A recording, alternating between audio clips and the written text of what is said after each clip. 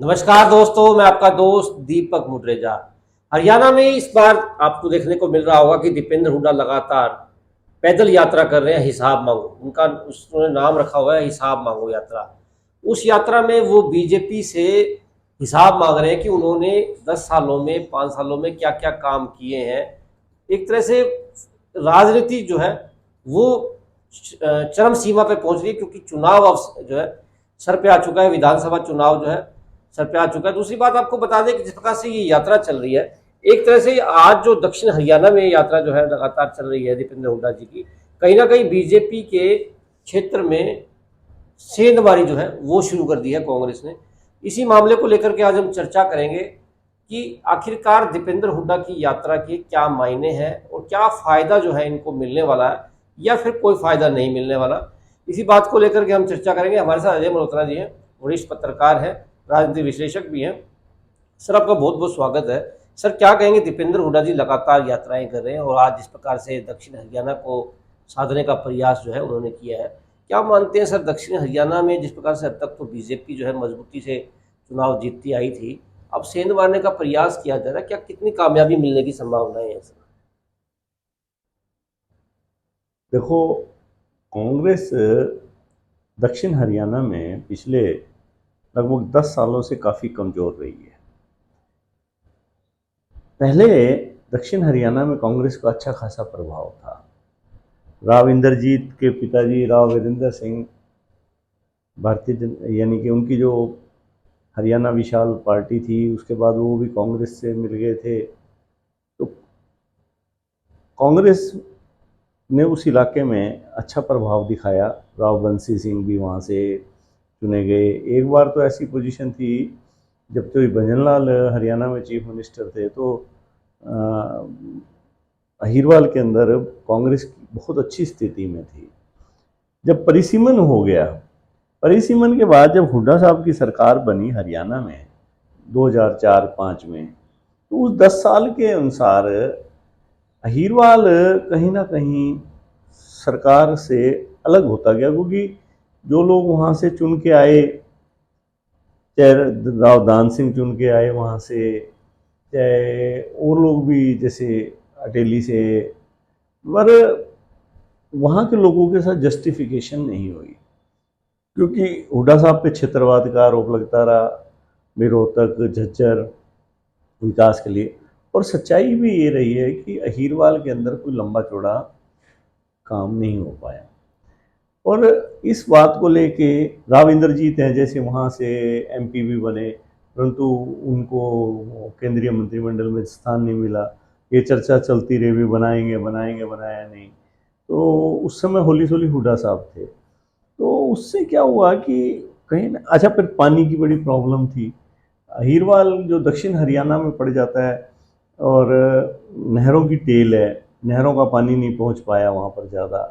तो इन सारे मुद्दों को लेके अहिरवाल में कांग्रेस के प्रति नाराज़गी बनती रही। और इसको कैश करवाने के लिए आपने देखा हो, नरेंद्र मोदी जी ने जब सत्ता में आने से पहले अपनी पहली रैली हरियाणा में की, तो वो रेवाड़ी में की।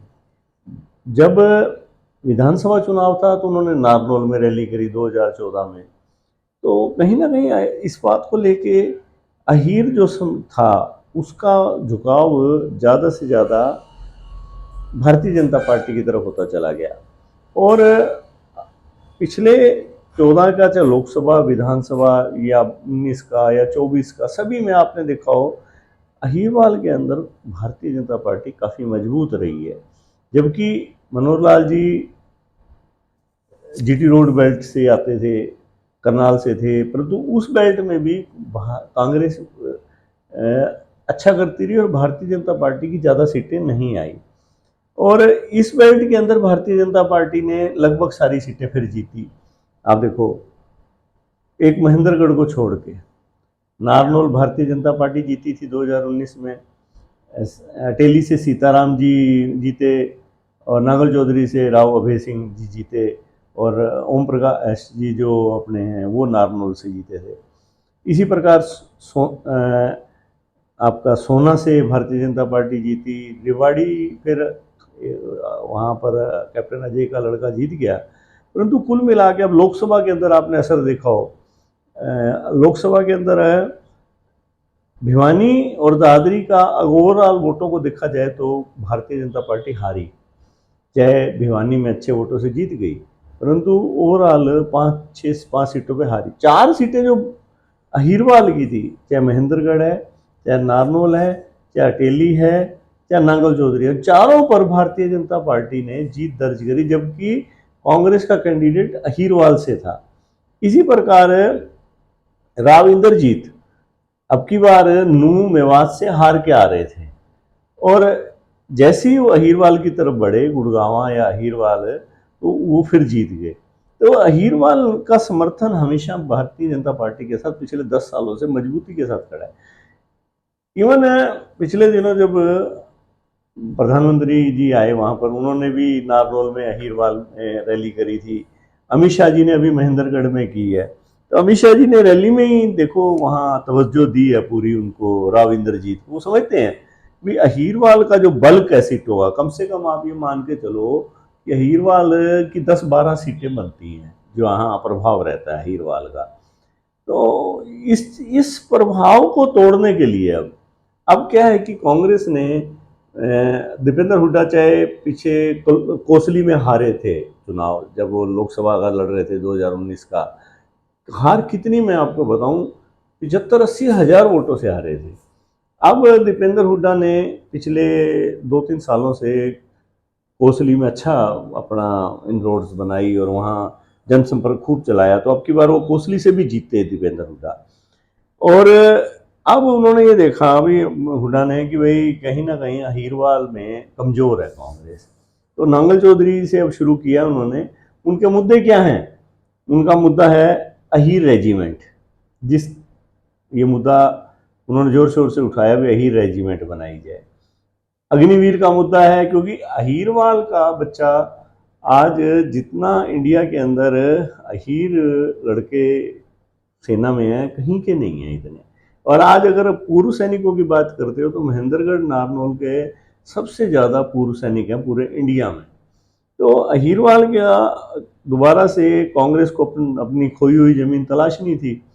तो और कहीं ना कहीं भूपेंद्र हुड्डा से अहीरवाल में नाराजगी थी, तो इसलिए दीपेंद्र हुड्डा की अब ड्यूटी लगाई, क्योंकि दीपेंद्र हुड्डा नए हैं। तो स्वाभाविक है दीपेंद्र हुड्डा पे आरोप नहीं लग सकते कि उन्होंने क्षेत्रवाद किया या इलाके को इग्नोर किया। तो दीपेंद्र हुड्डा से शुरुआत की गई है नांगल चौधरी से। तो आज उन्होंने नांगल चौधरी करे और फिर उसके बाद वो दक्षिण हरियाणा के जैसे बौनीखेड़ा में आएंगे अब। और 15 अगस्त तक वो उनका महेंद्रगढ़ का भी प्रोग्राम है, फिर इधर आपका अटेली का भी प्रोग्राम है। तो कांग्रेस ने अब कंसंट्रेट अहीरवाल पे किया है, क्योंकि अहीरवाल जो परंपरागत कभी कांग्रेस का गढ़ माना जाता था, आज उसी जमीन को दोबारा तलाशते हुए उस पर दोबारा मजबूती के साथ खड़े होने का प्रयास कर। मतलब कहीं ना कहीं कांग्रेस ने जो है नर्व्स पकड़ ली है कि जहाँ जहाँ खिलाफत चल रही है बीजेपी की, या वहाँ थोड़ी बहुत भी कहीं पर भी कोई उनको चीज़ दिखाई देती है तो उस चीज़ को वो कैश करने का प्रयास कर रहे हैं, ताकि बीजेपी के खिलाफ आसानी से चुनाव लड़ा जा सके और चुनाव को जीता जा सके। देखो ये भी एक फैक्टर है, परंतु साथ में ये भी कांग्रेस देख रही है कि जहां जहां भारतीय जनता पार्टी मजबूत है, जहां भारतीय जनता पार्टी मजबूत है, कांग्रेस वहां भी तो ट्राई कर रही है ना। हीरवाल में तो भारतीय जनता पार्टी अच्छी लेकिन स्थिति सर में एक रही है। चीज़, जो अग्निवीर का जो मामला था, मुद्दा था, उसको लेकर के काफ़ी जो है नाराजगी। नाराजगी भी थी। सेना के लोगों ने भी 1 रैंक 1 पेंशन की जो डिमांड रखी थी, वो भी अभी तक प्रॉपर तरीके से, जो वो लोग कहते हैं कि प्रॉपर तरीके से जो उनकी डिमांड थी, हालांकि कुछ चीज़ों को लेकर के तो उन्होंने किया है बीजेपी ने, लेकिन प्रॉपर तरीके से जो है उनकी मांग को नहीं माना है। तो उस चीज़ को भी उठाएगी कांग्रेस? नहीं, वो तो कांग्रेस उठा ही रही है, बहुत जोर शोर से उठा रही है।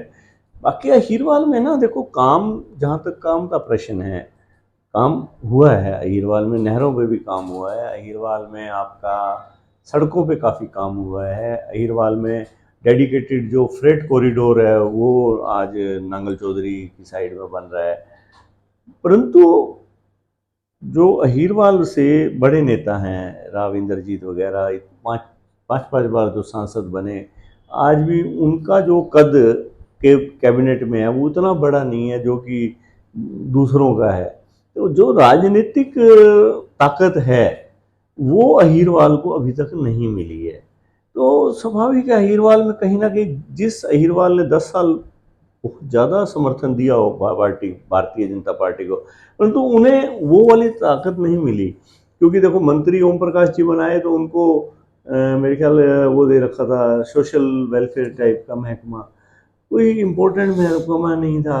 अब दिया है, अब तो 2-3 महीने की सरकार थी तो अभय सिंह जी को दे दिया है नहरी महकमा। तो अदरवाइज जो भारतीय, जो वहाँ के नेता हैं अहीरवाल में, कोई राव इंद्रजीत जैसे लोगों को नहीं ज़्यादा एडजस्ट किया गया। मतलब कि अहीरवाल में इस बात की कहीं ना कहीं थोड़ा बहुत सुगबुगाहट है कि भाई हमारे को राजनीतिक रूप से वो मजबूती नहीं मिली जो मिलनी चाहिए थी। तो इसका कांग्रेस कहीं ना कहीं फायदा उठाने का प्रयास कर रही है सर। हाँ, तभी वो दीपेंद्र हुड्डा ने नांगल चौधरी से यात्रा शुरू करी है। और दूसरा, कांग्रेस अब वो बैकवर्ड कार्ड खेलने की कोशिश कर रही है। हरियाणा में तो कहीं ना कहीं देखो, जाट गैर जाट की राजनीति आ जाती है तो उसमें भारतीय जनता पार्टी को फायदा मिलता है, कई जगहों पे बैकवर्ड वोट में भी फायदा मिलता है, परंतु देश के अन्य हिस्सों में ये स्थिति नहीं है। लोकसभा चुनाव में अब की बार जो परंपरागत backward vote Bharatiya Janata party का माना जाता था वो कहीं ना कहीं टूटा है। और ऊपर से जो राहुल गांधी बार बार ये कहते हैं कि जातीय जनगणना, उसका फायदा इनको मिल रहा है और ये कांग्रेस को। तो इन सारे फैक्टर्स को ध्यान में रख के कांग्रेस चाहती है कि विधानसभा चुनाव में अब की बार ज़्यादा मजबूत नहीं तो ज़्यादा कमज़ोर भी ना रहे भारत, वहाँ पर दक्षिण हरियाणा में और अहीरवाल में। तो और अगर वो ज़्यादा कमज़ोर रहती है तो स्वाभाविक है बीजेपी को फायदा होगा, उसका असर भी पड़ेगा अगर कहीं हाँ। कमजोर। तो इसलिए जोर शोर से यात्रा आज उन्होंने करी है। और अभी 7 तारीख को फिर आपके इधर है महेंद्रगढ़ में भी है यात्रा। तो दीपेंद्र के जरिए अब कांग्रेस ने ये काम वहाँ शुरू किया है। सर, जिस प्रकार से यात्रा जो चल रही है, क्या मानते हैं सर, इस यात्रा का कितना प्रभाव जो है पूरे हरियाणा की अगर बात की है, क्योंकि दीपेंद्र जी तो पूरे हरियाणा में ये यात्रा निकाल रहे हैं, हिसाब मांगो जो इन्होंने कैंपेन चला रखी है, कितना फ़ायदा मिलने वाला है या कोई फ़ायदा इनको नहीं मिलेगा, केवल यात्रा चलेगी और फिर से लोग जो है ध्यान रखेंगे अपने हिसाब से जो है वोट करेंगे? क्या लगता है सर आपको, क्या स्थिति बनने वाली है? देखो, इन यात्रा से कांग्रेस को फायदा हो रहा है, चाहे वो दीपेंद्र हुड्डा की यात्रा हो चाहे शैलजा की यात्रा हो। इससे एक चुनावी माहौल बनता है। जैसे आज भारतीय जनता पार्टी कल से कुरुक्षेत्र में शुरू कर रही है प्रोग्राम, पहली रैली है उनकी, पूरे 90 के 90 हल्कों में रैली करेंगे। तो कांग्रेस की भी ये कैंपेन का एक हिस्सा है भाई, यात्रा करी जाए, चाहे वो हिसाब मांगो है या वो कर रही हैं, शैलजा कर रही हैं। उससे कांग्रेस का जो चुनावी टेम्पो है, जो आपने 19 में देखा होगा टेम्पो नहीं उठ पा रहा था, 14 में टेम्पो नहीं उठ, अब वो टेम्पो उठ रहा है। उससे स्वाभाविक तौर पे कांग्रेस का जो कार्यकर्ता है उसमें एक जान आ रही है। और कांग्रेस, और ख़ास तौर पे हुड्डा खेमे को तो बहुत अच्छा मौका मिल गया कि दीपेंद्र को आगे प्रोजेक्ट करने का भी। दीपेंद्र हुड्डा को, वो कल को भूपेंद्र हुड्डा जी की उम्र की बात आ जाती है या जिस प्रकार से ईडी उन पे दबाव बनाती है, तो ऐसे में दीपेंद्र हुड्डा एक लीडर बन के अब निकल रहे हैं। तो यात्रा तो हरियाणा में, जिस बड़े हरियाणा तो यात्राओं के लिए माना जाता है। बिल्कुल बिल्कुल। तो देवीलाल ने न्याय युद्ध यात्रा करी थी, तो आपके अजय चौटाला जी ने यात्रा करी थी, आप दूसरे भी जितने नेता हैं वो कहीं ना कहीं यात्राएं उन्होंने या रैलियां यात्राएं करी हैं। तो हरियाणा में अगर ये यात्रा करते हैं तो कांग्रेस का कार्यकर्ता एक तो हौसला आ रहा है उसमें, और एक उनका टेम्पो चुनाव का दिखाई देने लग गया, उठने लगा है। क्या लगता है सर, क्योंकि अब चुनाव नज़दीक है, यात्राओं का दौर जारी है, रैलियों का दौर भी जो शुरू हो चुका है, क्योंकि अब बीजेपी भी रैली करने वाली है, और जिस प्रकार से कांग्रेस भी लगातार अब धुआंधार बैटिंग जो है वो भी कर रही है, प्रयास दोनों ही पार्टियों के हैं कि सरकार बना ले, कांग्रेस भी चाह रही है, वहीं बीजेपी भी चाह रही है कि तीसरी बार सरकार फिर से बने। क्या लगता है सर आपको, किस प्रकार की स्थिति जो है वो बनने वाली है? और सर्वे जो है लगातार पार्टियां जो है वो करवा भी रही है। देखो, ये मंथन का दौर है। भारतीय जनता पार्टी भी मंथन कर रही है, कांग्रेस भी मंथन कर रही है, और कहते हैं ना, और समुंदर में भी मंथन चल रहा है इस समय। ये मतदाताओं के बीच मंथन चल रहा है अब। तो कौन सी पार्टी उभर के आएगी ये तो देखो मतदाताओं को फैसला करना है। जहर किसको पीना पड़ेगा। जहर, हाँ, और किसको किसके हिस्से वो अमृत आएगा। परंतु इतना जरूर है कि कांग्रेस का जो टेम्पो लोकसभा में बना था वो बरकरार है अभी। और जहाँ तक कंपेन की बात है, देखो वोटों का फैसला तो जनता करती है। कंपेन में कांग्रेस भाजपा से कहीं पीछे दिखाई नहीं दे रही है। तो सर्वे तो सभी पार्टियां करवा रही हैं, कैंडिडेट्स के लिए भी करवा रहे हैं। और आपको मैं दिखाऊंगा चुकाने वाले कैंडिडेट आएंगे, चाहे वो भारतीय जनता पार्टी हो चाहे वो कांग्रेस हो। सिटिंग एमएलए के अलावा जो हार भी चुके हैं, अगर आप ओवरऑल सिनेरियो देखोगे तो 50% कैंडिडेट चेहरे बदले हुए दिखाई देंगे अब आपकी बार आपको। तो बहुत चौंकाने वाले और बहुत गहनता से दोनों पार्टियां इसमें काम कर रही हैं। और भारतीय जनता पार्टी ने तो अब तक 3 सर्वे करवा लिए हैं, वो 3 सर्वे करवा के मंथन चल रहा है उनका। और कांग्रेस ने भी अलग अलग लेवल पे सर्वे करवाना शुरू कर रखा है, भाई किसको टिकट दी जाए।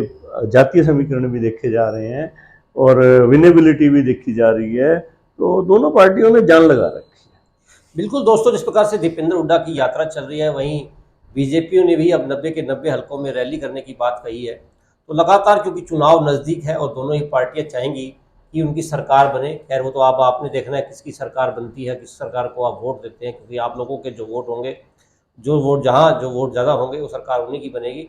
लेकिन जो हालात लग रहे हैं फिलहाल, उन हालातों को देखते हुए कहीं कांग्रेस भी कमज़ोर नहीं है, वहीं बीजेपी भी कमज़ोर नहीं है। दोनों ही पार्टियां धुआंधार बैटिंग जो है वो कर रही है। निर्णय अब आपके हाथ में होगा, किस प्रकार से आप निर्णय लेंगे। आज आपको हमारी वीडियो जो है ज़रूर अच्छी लगेगी। ज़रूर हमारे चैनल को सब्सक्राइब करें, लाइक करें और शेयर करें, ताकि इसी तरह के वीडियो हम आपको बार बार और भी दिखाते रहें, बताते रहें, आपको नए नए जो है समीकरण लेकर के आएँ, ताकि आप लोगों को जानकारियाँ जो है मिलती रहें। आज के लिए बस इतना ही। नमस्कार।